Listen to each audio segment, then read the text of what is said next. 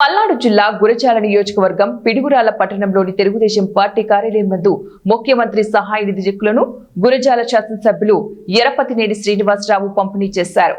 గురజాల నియోజకవర్గంలో వివిధ అనారోగ్య కారణాలతో బాధపడుతూ హాస్పిటల్స్ తో చికిత్స చేయించుకుని మరియు ఆర్థిక స్తోమత లేక చికిత్స చేయించుకోలేని పరిస్థితుల్లో ఉన్న పేద ప్రజలకు బాసటగా ఉన్న ముఖ్యమంత్రి సహాయ నిధి ద్వారా 57 మంది లబ్ధిదారులకు గురజాల శాసనసభ్యులు ఎరపతినేని శ్రీనివాసరావు 49,37,105 రూపాయలు ముఖ్యమంత్రి సహాయ నిధి చెక్కులను లబ్ధిదారులకు అందజేశారు.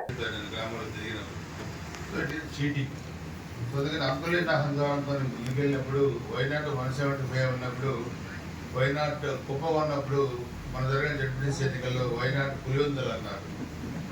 సో అందుకని అహంకారంతో 150 నుంచి 11కు వచ్చినప్పుడు బుద్ధి రాలేదు, మార్పు రాలేదు, భాష మారలేదు.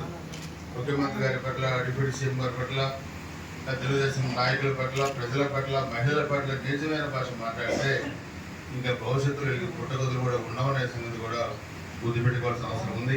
ముఖ్యంగా మన నియోజకవర్గంలో ముఖ్యమంత్రి సహాయ నిధి సీఎం రిలీఫ్ ఫండ్ చెక్కులు ఖచ్చితంగా 10 రోజుల క్రితం ఆగస్టు 15వ తారీఖున మనం దాదాపు ఆ రోజు మనం చూస్తే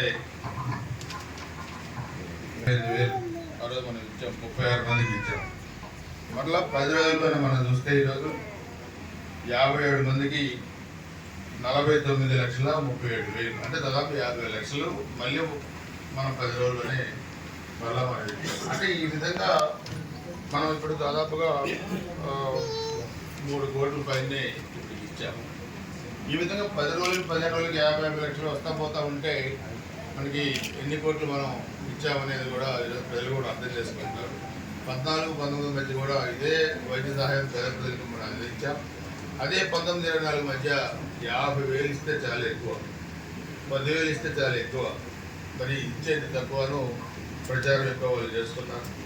సో అందుకనే ఈరోజు కూడా మనం చూస్తే మరి కొమ్మనపోయిన అనురాధ జనగ్రహారం 1,83,870 రూపాయలు, పాలువాయి లక్ష్మి పాతమ్మపురం 1,35,000, యాలగడ దశరామయ్య వీరాపురం 1,34,505, సంకుల తిరుపతమ్మ గామాలపాడు 1,25,753, పెన్నా వెంకటేశ్వర రెడ్డి పద్దెటివారిపాలెం 1,25,000, ముత్తన కోటిరెడ్డి గోగులపాడు 1,24,076 రూపాయలు, కోలిశెట్టి వెంకటగోపి కిషోర్ మూర్జంపాడు 1,19,990 రూపాయలు, మహారాష్ట్ర తుమ్మక్క పెదవేలపాడు 1,05,231 రూపాయలు,